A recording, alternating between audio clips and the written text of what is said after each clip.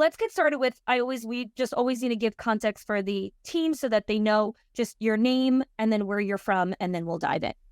Perfect. I am Ashley Corthell, and I'm the owner of Daybreak Academy in South Jordan, Utah.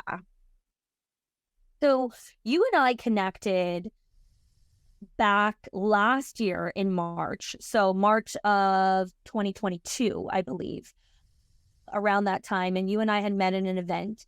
And then several months later, we connected around October time. And the reason that we had connected was because you were really fascinated by the bridge to excellence, this concept on meta skills that I'd introduced. So take us back to that moment where you heard me speak about this concept and what intrigued you to reach out and for us to actually get on a follow-up call. Yeah. So my husband and I, the other owner of the school, were at a child care retreat in Florida, and you spoke on bridge leadership, and it resonated with both of us a lot. We loved all of the concepts that you were talking about as it relates to things that we as leaders need to be doing and how that can trickle down into helping our staff. So yeah, we really loved that. And we knew that it would be something that would help us and our admin team. So that was how we got connected. Yeah.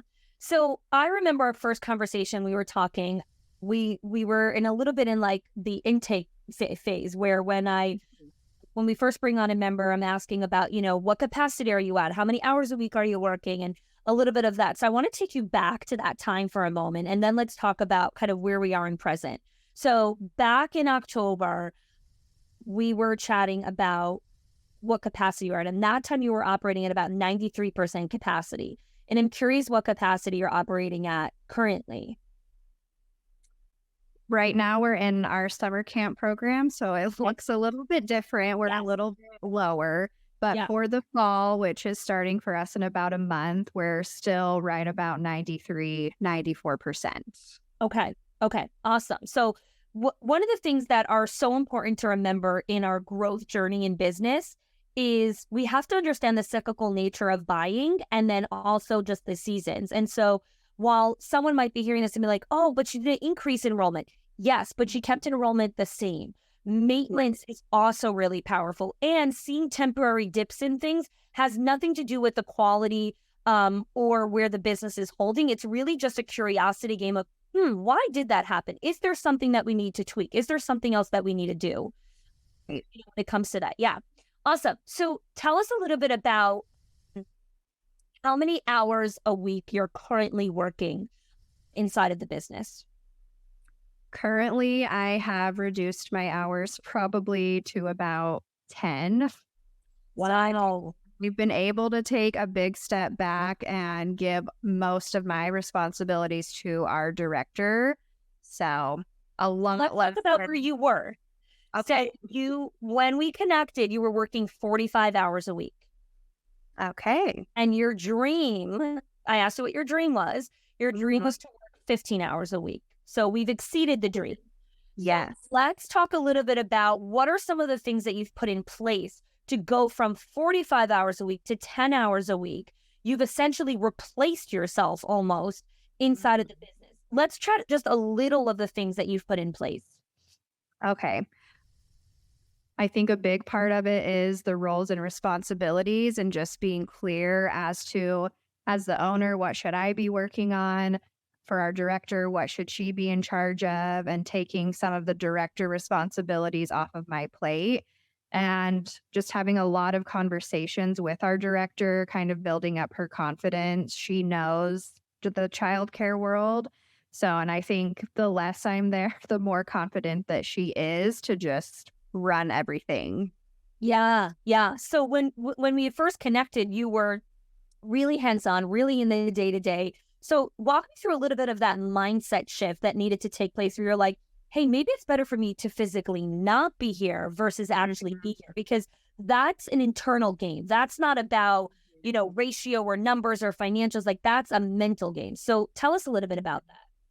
Yeah. So I think relationships for me are really important. I establish and maintain healthy relationships with our staff.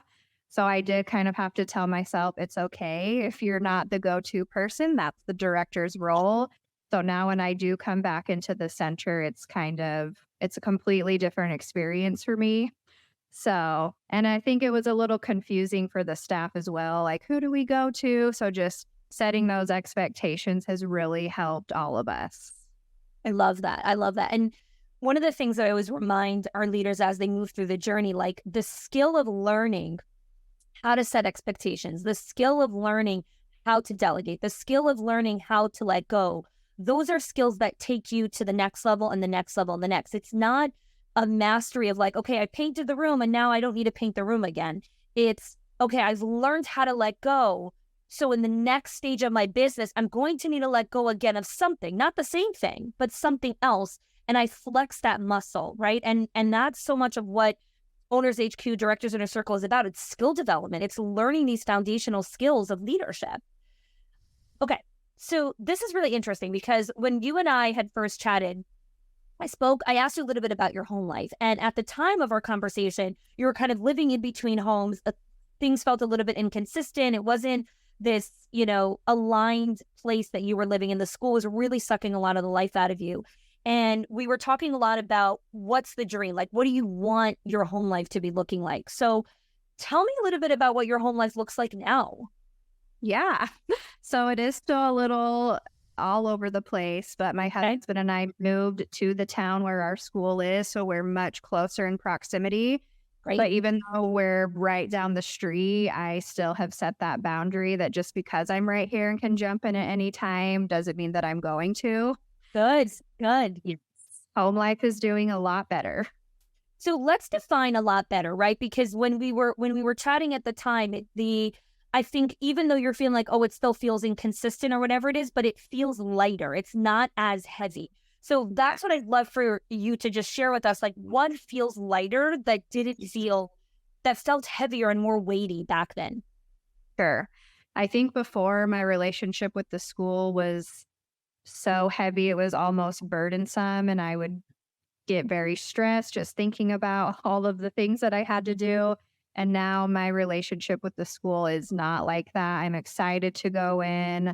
I have a lot of fresh energy to take and can focus on bigger picture things. So, It's incredible how an energy shift can sometimes be more impactful than a new hire or like, mhm. more money in the bank or whatever it is. Like just how we feel energetically has a massive ripple effect on our company. So I love that you're feeling that sense of peace and freedom because it's just the beginning. Like as you continue to hone that, more goodness continues to come from there. Yes. Yes, yes. Okay, so tell me a little bit about your time in foundations, right? So when you first joined the program, everyone works through the foundation section, which is the 3 pillars to build a school of excellence: mindset, time, and culture. So I'd love to hear a little bit. I know that when you first watched the mindset video on the 6 limiting beliefs, you were like, whoa, what is going on here? So tell us a little bit about the limiting beliefs you had at the time and I guess your relationship with them now. Okay. I really resonated with the limiting belief that I am not enough. I don't know what I'm doing. That was a huge roadblock for me and feeling like I was a competent owner. And now, with the skills that I've learned through the foundations courses, I recognize that I do know what I'm doing and I have a lot more confidence in that area as a leader. So it really did help me tremendously. I love, right. So again, just knowing that you're enough, you enter a room differently, you approach a Right. problem differently, you enter a difficult conversation differently because you're coming from a place of wholesomeness and worthiness, not a place of, oh my gosh, I'm a screw up. I'm for sure going to mess this up again. Uh, Exactly. so that energy is just so different. Tell me a little bit about how your calendar, I know we obsess over calendaring, obviously, inside of the program. So how has your calendar or time blocks what do they look like now? How have they shifted for your role as the CEO? It's changed a lot. I feel like my calendar has a lot more clarity to it. Before it was just all over the place and I felt like I was busy all the time, but not really accomplishing anything. So with the concept of time blocking, that has been huge for me. And I feel like I'm much more intentional about the time that I spend in the school. So it's been really beneficial. I love that. Tell me a little bit about, I know you and I don't remember one of our chats that we were having, one of our check-ins. You were talking about how you feel less guilty because of the calendar and because you've created those blocks and boundaries. So can you Mhm. speak to that a little bit about how you just feel more at peace with what you're doing and how you're spending your time? Yes, I think before because I didn't have an understanding of where my time was going. And so I would sometimes feel guilty, like I'm not doing enough, I'm not working on things as much as I should be. But now with the calendar and having that visual, I'm able to see exactly what I do every day and the impact that it has. Yeah, I always talk about how the calendar tells you the story, right? And so now that you have the calendar, the data tells you the story. No, I am doing enough. I am working enough. This is enough. And it's the mindset shift is what propels our action forward, right? I always say mindset before mechanics. And the more that we can hone in our enoughness, our skills, our mindset, the more that we can really move forward inside of our company. So I love that for you. And then the last pillar of foundations is culture. So tell us a little bit about where your culture was when you and I first connected and we were talking about the bridge. And I guess just a little bit of the evolution that you've seen. Culture is obviously something we're always working on. Right. Yeah. Before, I think it was a lot of people maybe felt isolated. And the biggest component for me that has changed our culture has been the gratitude. We always implement different gratitude practices. And I think that has been part of the shift for us. Yeah, yeah. So for those of you that are listening, gratitude, culture of community and belonging is the first layer in building a culture of retention. After we build the culture of community belonging, then we work on building a culture of accountability, a culture of contribution, a culture of promotion. So the foundations is really building that foundational piece. And so now it's really about, all right, let's start working on the next phase of, what it looks like to build that next phase in our culture. I'm curious to hear, what is there any specific training in Upcoach or throughout your journey that you, besides for the gratitude, that you have just, I guess, appreciated or used inside of your center? Definitely the time mastery and the theme days and the time blocking has been huge. That's something that I always struggled with in my professional and personal life. So that has been really instrumental for us. Yeah, yeah, because it's a really core foundational piece. Uh, Mhm. Tell me a little bit about your experience with one-on-ones now that you are starting to do them a little bit and following, our framework inside of one-on-ones. What have you learned about your staff or about yourself with building that relationship with the team? Mhm. I haven't done the one-on-ones as much recently. That's kind of fallen onto our director's plate. But when I did it, Let's rephrase that. Not falling off. You've delegated it to the directors, and now you're working on something else. So that's beautiful. Okay. yeah. Hmm. But when I do them with our director, Yeah. I love the framework that you introduced for how to do the one-on-ones because like I said, building relationships is really important to me. And so I love just getting to know people outside of the center and what they like to do as a human and what their interests are. So I've really enjoyed that.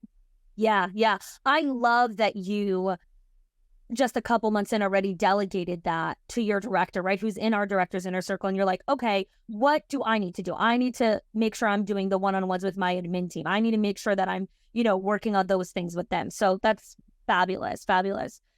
So let's talk a little bit about your experience with some of the coaching aspects, right? And how coaching and community, we'll talk about community after, but specifically how coaching has helped you move through some of those roadblocks. So I'm curious to hear, is there any specific strategic advisory that stands out to you or a coaching call? Like, tell us a little bit about your journey through some of our coaching models. Mhm. I can't recall a specific strategic advisory at the moment, but every single week that I've attended, I'm writing notes like crazy, sharing with my husband all of the insights that I've gained. So that has been probably one of my favorite parts about being in the program. It seems like every week it's extremely relevant to what's going on. And yeah, I found them extremely helpful. Yeah, the strategic advisory is supposed to be relevant and timely. So I'm so glad that it actually is, hitting the mark on that, because they come from your questions, they come from the member questions, but they also come from all of the research that I consistently do in the market and, from talking to people and everything. So I love that you're leveraging that part to, bring that back to your center. So when you join the coaching calls, right, and you get to hear everyone else's questions, and what are some of your biggest takeaways from those calls?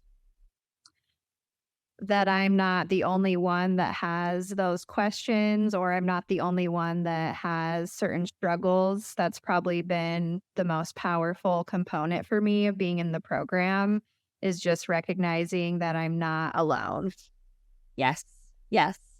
So what I love this question. What has surprised you, either about yourself or just in other areas of life? What has surprised you as like, oh, this is interesting that this is happening to me since joining, right? Because sometimes we think we join for one thing, but then it impacts so many other areas. So we'll Right. hear the surprise factor. Yeah. I think one of the biggest ones for me is that there's people that have been in this field for much, much longer than I have, and they still have a lot of the struggles that I do. And even though I've been in this role for not that long, I do have knowledge and know things about being a leader. So that's been a big takeaway for me.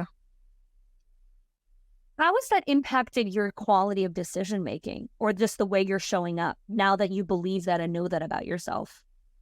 It's given me a lot more confidence in all areas of my life, that even if I maybe don't have the exact right answer or know everything about a certain situation, that I can still make decisions confidently and believe in myself.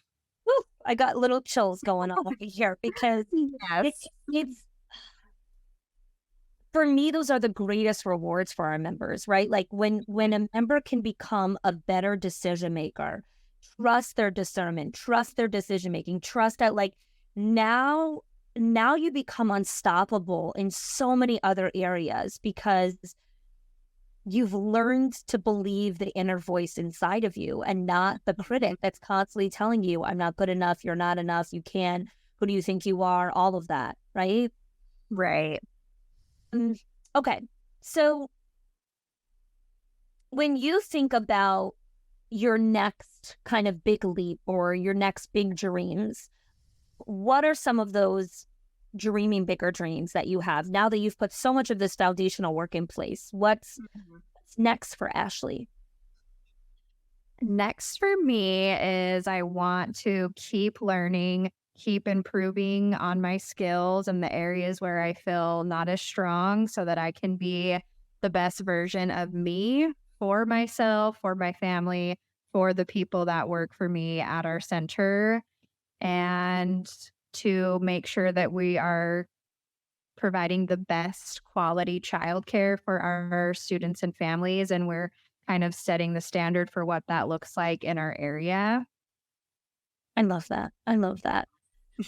When you think of how your growth has positively impacted the parents or the community, where would you say that lies? Mm. I would say just in my ability to be confident. And I think that the parents and the families and our community can tell that I just have a stronger sense of self and inner peace than I used to. And I think that if I Know that. just in conversations that I've had with them, because again, the relationships are so important to me. I've had parents say that they can tell there's a difference, and teachers have said that too. So that has been really powerful. I, it's so interesting because whenever someone's on like this growth journey or this development journey, it's so hard to see results. It's so hard to like, because it's hard to change and it's also hard to get those results, right? And I always tell directors, like, you have to make like a 360 until anyone even notices that you've made a change, right? Like you're been along and like doing all this work and no one sees anything. And then all of a sudden one day it's like, whoa, you've changed. And you're like, are you kidding? I've been working at this for months, right? Right. The fact that so many people have closed a loop for you and shared with you your growth, like you haven't made a 180. Like that's a 360. That's like a full new evolution of who you are. Yes, that's beautiful. It's incredible. It's absolutely Mhm. incredible. But I have just a couple more questions. So when you think of your leadership team now, right? And who's kind of, linking arms with you to grow the business, how has the community inside of schools of excellence been a support for you, whether that's helping you with your admin team or any other area of your leadership? How has the friendships and the community been helpful? Yeah, that's again been really my favorite part is just getting to know all of the other owners and directors and linking arms with them and leaning on each other when we need support, just bouncing ideas off of one another. So it's been tremendously helpful for me because it can feel very isolating at this level. So, yeah, it's been amazing. Have you kind of built some like deeper connection since the summit, since the event with some of the members? Yes, I have. I love that. I love that. And I'm assuming you guys also get on like private calls and stuff like that, like not just like on the coaching calls, like you guys connect outside of the group sometimes. Yep, I have quite a few other members that I text frequently and talk to, and we share life updates with each other. So, That's yeah. amazing. Oh, that's amazing. Amazing. Yeah. I'm actually have a curious question about friendship for a second, because I know I speak about friendship a lot. And so many times when people come into the room, they're like, I don't really have any friends. Like, I don't know, like Mhm. what, like what you mean. So I'm actually curious, like, how has creating some friendships here, like, are you making new friends at home also? Are you like expanding some Mhm. of your network there? I'm curious about that. Mhm. Yes, I am. It doesn't come hard to me to make friends. So, Okay. Okay. which has been Good. nice, but it's been really, really nice to have friends that are in the same circle and stage of life that I'm in. Yeah. So, yes, it definitely has trickled down into the other areas of my life as well. I love that. I love that. So when someone's listening to this and they're like, my story's similar to Ashley. I also, am working so many hours, or, I have all this stuff going on, and people hear these stories, but then they tell themselves a different story. Like, oh, I Mhm. can't do that. It's not for me. She's special, or it's not exactly like I am, or whatever it is. I had one time someone was like, I don't know. Do you have any members that are on the same zip code as me? And I'm like, I don't think zip codes really matter when it comes to leadership. Like, I think that whatever zip code you in, you're dealing with the same problems. So Yes. I'm curious, what would you tell someone who's considering joining the program, but is just, I don't know, telling themselves all kinds of stories? Mhm. I would say absolutely do it. I wish that I had joined sooner because I feel like there was a version of me as a school owner that existed before I joined the program. And then there's the version of me now. And the now me is telling the before me, you need to join this program. It's going to change your life. So, whatever stories that you're telling yourself, you can do it. It's worth it. The community alone is huge just to know that you're not alone and it will transform you and your business and your life in ways that you could never have imagined. Love that. Thank you, Ashley. Thank you.